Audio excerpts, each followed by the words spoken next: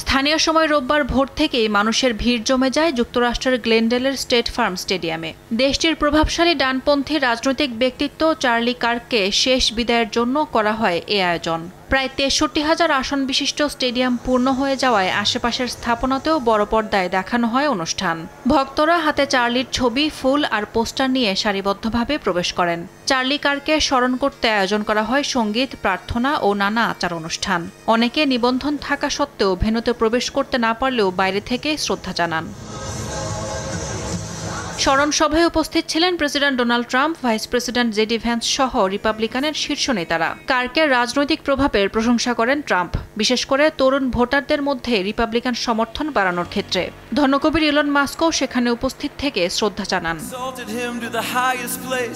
গেল ১০ September Yuta অঙ্গরাজ্যের একটি বিশ্ববিদ্যালয়ের অনুষ্ঠানে বক্তব্য দেওয়ার মঞ্চেই গুলিতে নিহত হন ৩১ বছরের চার্লি কার্ক।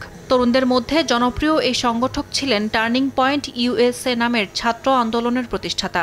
তার আকস্মিক মৃত্যু ঘিরে দেশে রাজনৈতিক অস্থিরতা বেড়ে যায়। তাই কঠোর নিরাপত্তায় ঘিরে ফেলা হয় স্মরণ সভার স্থান state farm stadium. Yasmin Ananya, সময় সংবাদ।